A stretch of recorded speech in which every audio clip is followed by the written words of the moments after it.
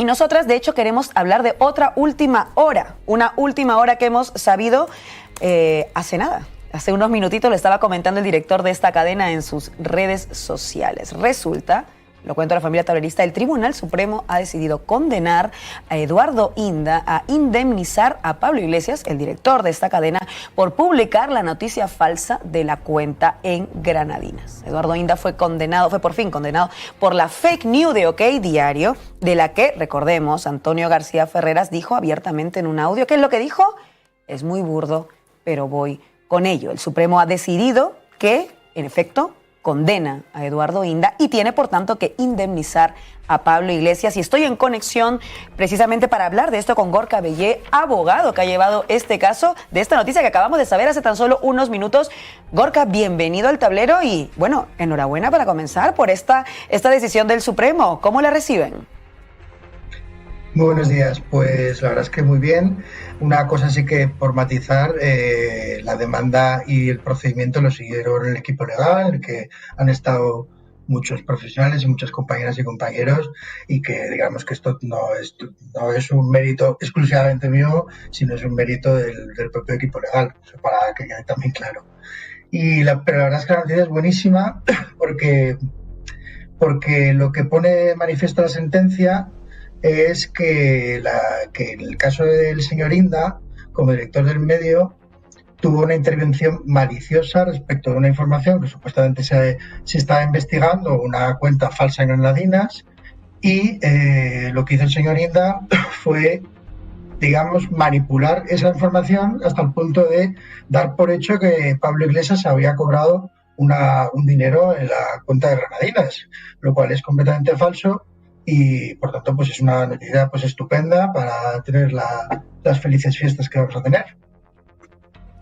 Recordemos un poco también el contexto, Gorka, para la gente que nos está viendo que a lo mejor no lo recuerda tan bien. Esta noticia además se daba, yo lo recuerdo muy bien y seguro que el equipo legal mucho más, en un contexto en que Podemos también estaba apareciendo en escena política, tenía un capital político importante, era competitivo de una manera notoria, significativa en términos electorales, y empiezan a surgir estas noticias. Pero no solamente eso, como decimos, el hecho de que era una noticia completamente falsa, que en su día incluso dijeron que ¿cómo fue que, no sé si la palabra veraz o verosímil, Gorka, ahí te la dejo ahí para que tú nos digas, pues que entonces no había problema. Recién ahora sí que sabemos que condenan a Eduardo Inda por publicar una noticia, que esto es lo que hay que decir, una noticia falsa.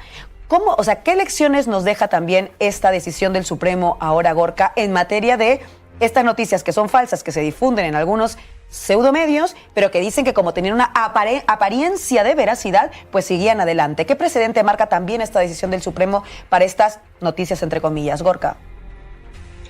Bueno, es una buena noticia, por un lado, y por otro lado también nos recuerda que el hecho de que una información sea veraz en términos de lo que dice el Tribunal Supremo, sobre todo la jurisprudencia del Supremo, no significa que sea cierta ni verdadera.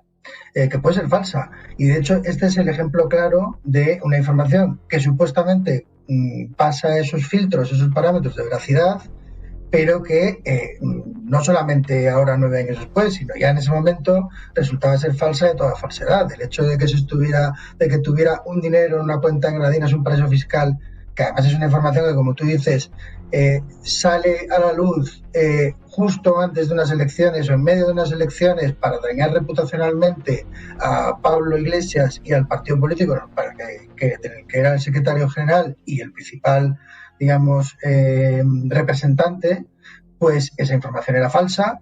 Y además una de las cosas interesantes que nos deja esta sentencia es que confirma que la filtración de esa supuesta información de la investigación venía presuntamente de la cúpula policial del gobierno del Partido Popular en ese momento. Y en ese momento el director adjunto operativo, que era el señor Eugenio Pino. Eugenio Pino, que además está ahora mismo siendo investigado en el procedimiento en el que estamos personados como acusaciones particulares y acusación popular, sobre el espionaje a los miembros de Podemos en esas fechas, porque todo ocurrió entre finales de 2015 y primer trimestre de 2016, donde se puso en marcha toda la operativa para dañar reputacionalmente la imagen del partido. Eso por un lado.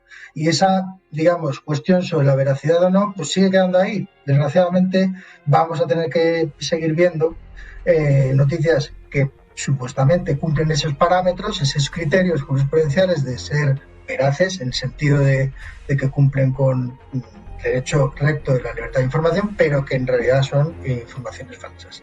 Y luego está, por otro lado, lo que sí que señala muy acertadamente el Tribunal Supremo es la actuación específica del señor Inda y de OK Diario, que obligan a manipular esa información sobre una supuesta investigación en curso, que no era tal, que estaba basada en fotocopias, digamos que presuntamente hasta fabricada por la propia policía o manipulada de alguna manera, y luego lo hemos sabido, con años después, evidentemente, con todos los procedimientos judiciales, pero incluso ya con esa información que ya era falsa, dobla la apuesta y da por hecho que Pablo Iglesias cobró esa cantidad de Venezuela en una cuenta, en un paraíso fiscal. Y eso es ahí donde el Tribunal Supremo dice, hasta aquí podemos llegar. Es decir, que una cosa será que la información pueda ser veraz o no sobre una base de una supuesta investigación policial, que bueno, si lo dice el director adjunto operativo, pues el periodista más o menos tendrá o no falsedad o no, pero más o menos tiene una base.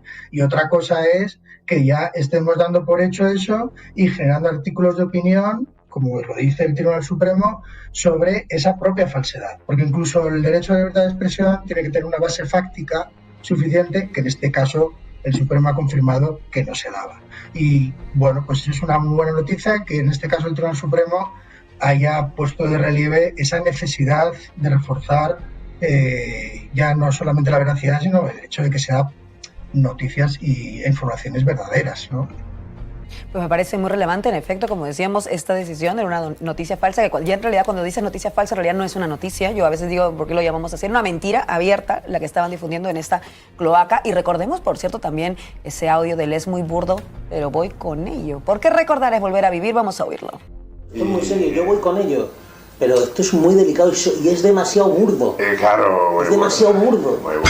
Es decir, porque yo, no sé, que ellos tienen un lenguaje. Que estos son bolivarianos, que esto tal, estos han estado allí, claro que nunca se han ocultado. Ahora, yo no creo que Pablo Iglesias abra una cuenta en las Granadinas a su nombre, claro, 2 apellidos, para que Maduro, el día que se inscribe Podemos, le mande 200.000 euros. Joder, son bastante más listos que todo eso. Bueno, recordar es volver a vivir. Voy contigo, como decíamos, el Supremo condena a Eduardo Inda a indemnizar a Pablo Iglesias por publicar esta noticia falsa. Quiero recordar que hace tan solo unas semanas el mismo rey Felipe VI ha estado en la celebración del aniversario de OK Diario, ¿eh? Digo, por recordar. Hoy ha sido condenado Eduardo Inda por atentar contra el honor de Pablo Iglesias, pero no está en todo. Falta Antonio García Ferreras. Esta sentencia además llega 10 años después casi del bulo, un bulo terrible que hizo un daño gravísimo a Podemos y que alteró sustancialmente el resultado de unas elecciones. Y la pregunta es esa. Pablo Iglesias va a recibir una indemnización de 18.000 euros, pero ¿quién nos indemniza a todos los españoles y españolas por ese gravísimo ataque a la democracia? Y otra pregunta. La Sexta, García Ferreras, dedicaron horas y horas y horas al bulo. ¿Cuánto tiempo le van a dedicar a informar sobre esta sentencia? Porque estamos hablando de silencio mediático en torno a la denuncia por agresión sexual continuada contra Adolfo Suárez. ¿Qué va a pasar con esta sentencia? ¿Le va a dedicar 1 minuto García Ferreras? ¿Le va a dedicar 30 segundos La Sexta? Seguro que no. Esto no es un caso de un atentado contra el honor. Es un caso de golpismo mediático, de terrorismo mediático. Y la pena que deberían recibir sus autores, tanto Inda como Antonio García Ferreras, es la que el Código Penal recoge para los golpistas. Pues queda muy clara la opinión de Víctor Ejí. Voy con Arantxa Tirado, que también yo creo que alguna vez ha tenido que recordar estos hechos que, vamos, que eran más que burdos. Voy contigo, Arantxa. Bueno, yo quería mandarle saludos a la presidenta de OK Diario, a Pilar Rodríguez Los Santos, con la que me toca compartir plató en Espejo Público y que estaba recuperando, de hecho ahora lo quiero volver a colgar, mandándole saludos, un corte de enero de este año donde ella me negó que fuera un invento esto de Islas Granadinas y utilizó efectivamente ese concepto, que era información veraz que ellos habían publicado, ¿no? Cuando yo le dije que era un ejercicio de periodismo creativo, por decirlo de manera eufemística.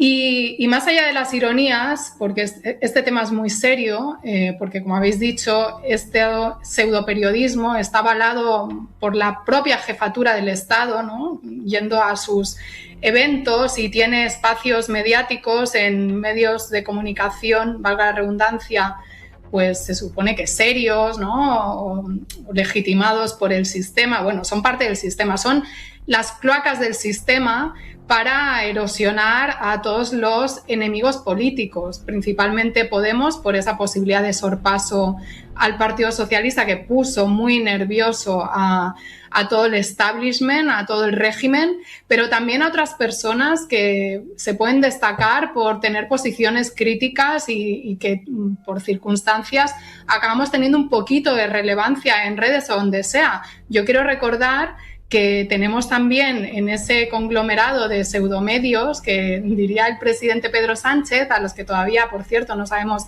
qué medidas va a dirigir, ¿no?, para acabar con esa máquina del fango, pues a gente de periodismo digital que durante meses, por ejemplo, en mi caso, se dedicó a publicar el señor Alfonso Rojo, que a mí me pagaba Venezuela, con argumentos de lo más surrealista también, en otro ejercicio de periodismo pues creativo, y todo además vinculado, y no es menor, como el caso de la cuenta en Islas Granadinas, como en mi caso, con el tema de Venezuela, ¿no? Ese coco, ese malo malísimo que han construido, por supuesto, para justificar un futuro robo del petróleo y que utilizan, pues, por supuesto, sin ningún tipo de preocupación por la gente en Venezuela ni por la política venezolana, sino como un instrumento para mancharte, ¿no?, para señalarte, y que me parece que también esto es algo a denunciar, porque afecta no solo a las personas a las que se le construyen mentiras, sino también al pueblo venezolano,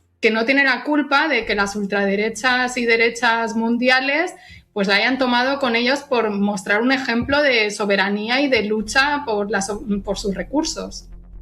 En efecto, hay que decir que esto de vincular siempre con Venezuela es el modus operandi, el método habitual. Voy contigo, Álvaro. Importante decisión, creo, mira, que siendo periodistas, el Supremo diga, hey, una noticia falsa tiene que ser penalizada, sobre todo si es que sabes que es falsa y la publicas, claro. ¿Sabes?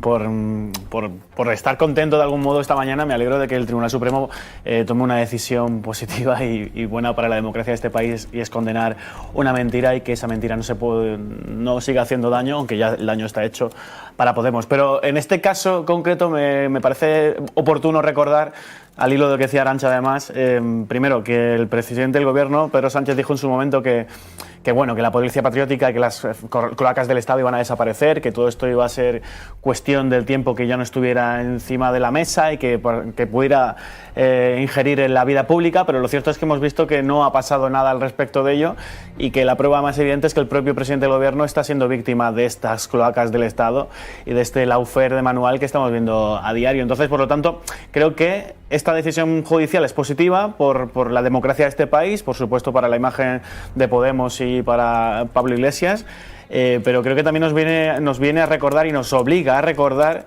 que tanto aquellos días de reflexión en los que se habló de que había que generar, dijo Pedro Sánchez, que pondría en marcha como decía Arantxa, una nueva forma de entender el periodismo en este país que no fomentase las fake news, que estoy como tú, yo no creo que se le pueda llamar noticia a una noticia falsa, pero bueno,